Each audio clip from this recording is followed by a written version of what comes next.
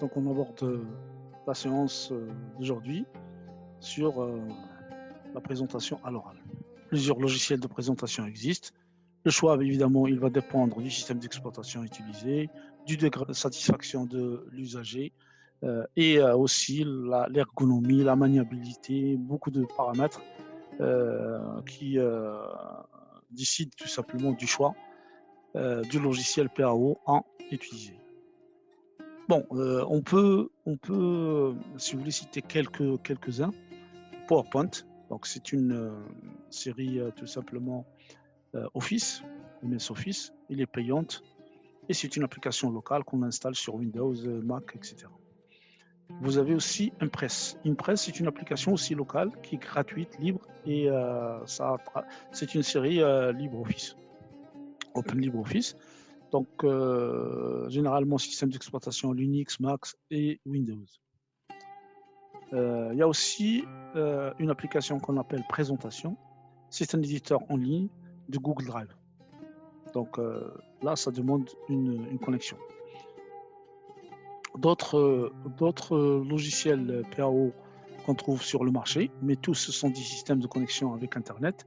Par exemple, Prezi.com, c'est un éditeur très génial, mais c'est payant. SlideRocket aussi, c'est un éditeur en ligne de SlideRocket.com. Et Show, application, si vous voulez, d'une suite bureautique Zoho. Donc, bon, il y en a d'autres évidemment, mais là, je m'arrête sur ces exemples. Nous, évidemment, on va utiliser PowerPoint, qui est une suite bureautique MS Office. Bien. Alors, pour commencer, évidemment, afin de préparer sa présentation, il faut adopter une stratégie claire. Et cette stratégie, il repose surtout sur la façon avec laquelle vous allez répartir tout simplement votre présentation. Donc il faut subdiviser le sujet en un ensemble d'idées. Exemple, on prend la partie l'introduction, la partie 1 théorique, la partie 2, si vous voulez, c'est la partie pratique. La dernière partie, c'est la conclusion, puis après la biographie, etc. Donc là, il faut avoir les idées claires, c'est comment on subdivise, si vous voulez, notre présentation en parties. Bon, donc évidemment, chaque partie, il peut être décrite sur une jusqu'à plusieurs diapositives correspondantes. Donc il faut aussi utiliser des animations et des transitions pour embellir, si vous voulez, votre présentation. Mais il ne faut pas trop exagérer, si vous voulez, du point de vue animation, transition. Il faut que ça reste quand même sobre. Il faut aussi utiliser des thèmes ou des masques, ce qu'on appelle des masques diapositives, pour que l'ensemble des diapositives soit homogène et avec les mêmes thèmes. Donc on va essayer de voir ça en pratique tout à l'heure. Bien. Alors, donc une présentation PowerPoint ou PAO, il est basé sur un modèle qui est prédéfini, ou bien sur un modèle vierge carrément qu'on peut personnaliser par la suite en choisissant le thème, le masque, etc. Donc généralement, c'est mieux de choisir, si vous voulez, un modèle vierge, puis après de le personnaliser, probablement l'enregistrer et l'utiliser par la suite. Alors, donc on peut utiliser, si vous voulez, on peut personnaliser un nouveau diaporama, soit, si vous voulez, en choisissant un thème qui existe déjà, puis modifier les couleurs, la police, les effets, etc. Donc c'est généralement ce que font les utilisateurs de PowerPoint, ou bien de créer carrément un masque diapositive dans lequel vous allez préciser la mise en forme, la disposition, l'illustration, etc. Tous les paramètres que vous voulez. Donc, et là, c'est l'utilisation avancée du PAO. Donc, on va voir tout ça. Le choix d'un thème se fait à partir du menu création. Donc, le menu création, il nous permet tout simplement de choisir le thème. Donc, comme vous voyez ici, donc vous avez plusieurs thèmes qui sont proposés et on verra ça sur un cas pratique. Donc, si on clique sur couleur, évidemment, ou bien sur effet, on peut choisir les effets, la couleur de police. Donc, aussi, on peut utiliser des styles d'arrière-plan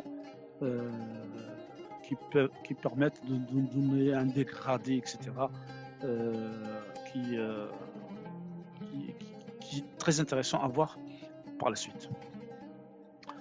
Lors de la création d'un diaporama, évidemment, on doit absolument commencer par ajouter une diapositive titre, il y a le titre, puis après le titre de ce que vous voulez aborder, sujet abordé, évidemment le nom de l'auteur et la date de votre diaporama.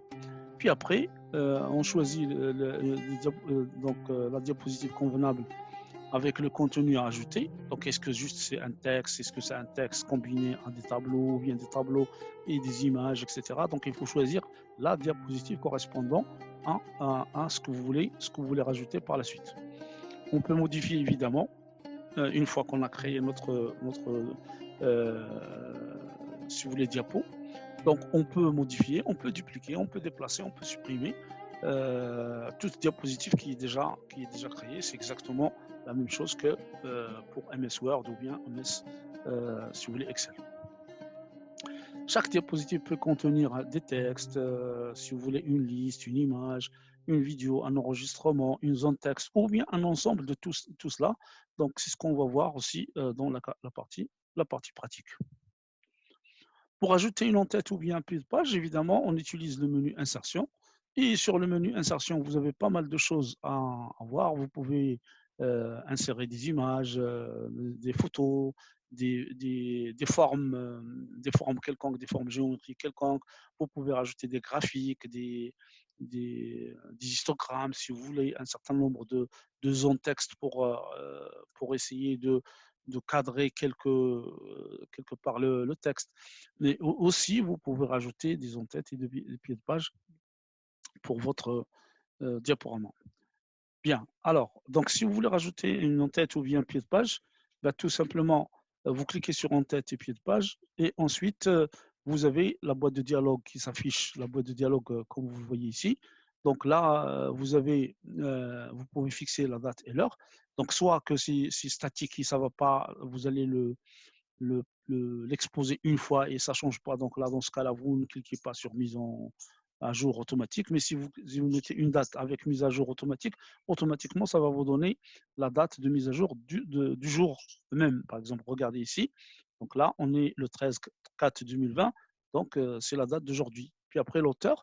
L'auteur, en fait, tout simplement, il faut cliquer sur pied de page et écrire l'auteur. Donc, vous voyez là, on écrit l'auteur et ça sort sur la diapositive. Donc, pour la numérotation, donc on verra juste après.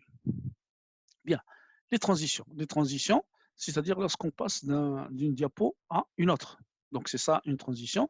Et cette transition peut probablement, on peut donner un effet de transition, par exemple en roulant, ou bien en passant d'une manière rapide, ou bien en rentrant par la droite, par la gauche.